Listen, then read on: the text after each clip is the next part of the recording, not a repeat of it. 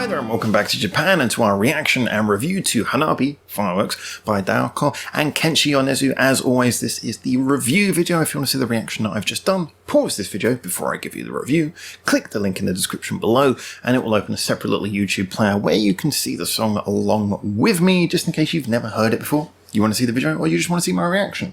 Although, as I have noticed, the chances of you having not heard this song before, if you are interested in Japanese pop culture as in what is actually popular in Japan, or certainly if you've even been in Japan in the last couple of years, you've already heard this song. You ready for that review? Notice I didn't warn you because it's coming now. I hope you paused this and watched the reaction already just in case you wanted to, but you probably didn't need to. Here's the review. Oh my god. Wait a second, I've got to sneeze and drink coffee, so we don't edit anything. Oh, it's one of those sneezes that never comes. But the coffee's always here. Alright, so what do we think of this song? Well, I made myself pretty clear, I think, during the reaction, but I will go over this in a little bit more depth here. I mean, when the song first came in, I didn't recognise it. It was just one of those things where it started with a sort of piano line that it sounded very much like what you'd expect from a sort of pop anime theme tune. You know, there's different types of those. You kind of get the more sort of high speed, hyper ones, but you also get the wistful, slow ones, and they almost always start with a little simple 1, 2, 3, 4 sort of piano line. And this came in sounding really, just immediately, really very of that style. But I didn't recognise it to the chorus. And I think one of the main reasons for that is this is one of those songs where, like I say, you so often hear it in the background. If you're in a restaurant, if you're walking around, if you're in a shopping centre or something, this would just be sort of coming on in the background so often here in Japan.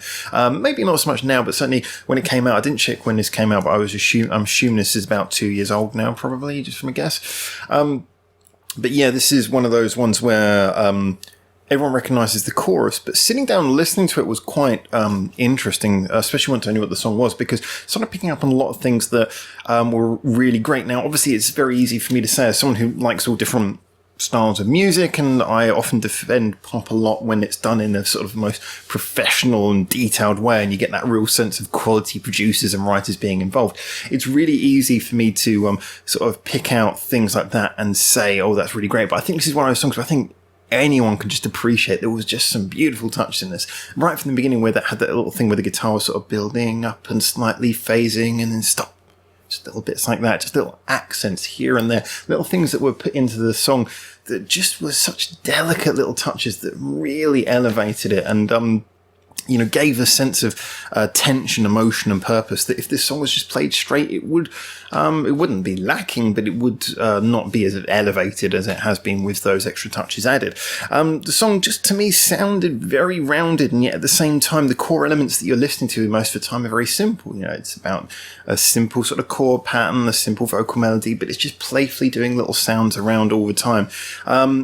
Like I say, one of the things that I noticed a lot was in the chorus. I loved the way that the sort of staccato strings were bum, bum, bum, bum, playing in a very sharp way, just landing on notes to complement and power them in a nicer way, give them a more full sound. You had little touches all the way through that are simple, yes, but things that were put in by, you could tell there was just that feeling that the producer just knew how to get the most out of everything without overdoing it. It was both delicate and subtle and yet very impactful. A beautiful chorus, beautifully written, so much to say about it. DAOKO's voice, her voice has not yet struck me as being like a wow thing, but I do like her voice. She's got a nice voice. I'm increasingly impressed with Kenshi Yonezu's voice. I think he's got fantastic vocal control, which really showed here. If you listen to him when he comes in the second verse, just the way that he sort of skips over every syllable and really sort of nails the beat in just like a really beautiful way. It was just wonderfully expressive. I always say a bridge can make or break a song, and the bridge was really beautifully, again, done here. It had build up, it had that cool and answer thing where it was bouncing between their voices, which again builds up the sense of tension, building to the last chorus. It had that quality that everything was beautifully orchestrated. It wasn't just, well, we have to do a bridge now because we've had a second chorus and that's what songs do. It was a sense of, okay, we now need to work out a way of connecting the second chorus to the last chorus in a way that has a dramatic payoff, in a way that actually feels purposeful. Everything in this song felt purposeful. It felt like it had emotion and direction, and yet at the same time it managed to be a rounded and catchy and just likable pop song. It was, I think, the perfect example of what happens when you want to achieve something that has pop value, and yet at the same time you want to do it in a way that is of quality. You know, you're not just a jingle writer. You're actually someone who genuinely loves making pop music. And again, this is something that a lot of people don't seem to understand, is that a lot of people think, you know, pop being commercial, that to enjoy or to be professionally involved in doing pop music in a way has to be a slightly more soulless or slightly more sold out thing than doing any other genre of music. But I mean, yeah, there are some people who, there's a lot of people, I'm sure we can all name some, who do real sort of, I don't like to use the phrase sellout, but just really sort of soulless commercial pop. There's a lot of that crap going around.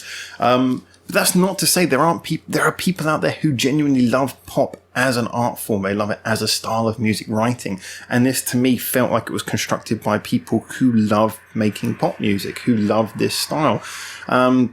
The presence of both DAOKO and Kenshi Yonezu probably fueled that. I don't know how actively they were involved in writing this. I know Kenshi Yonezu has a fair number of writing credits to his name as far as I'm aware.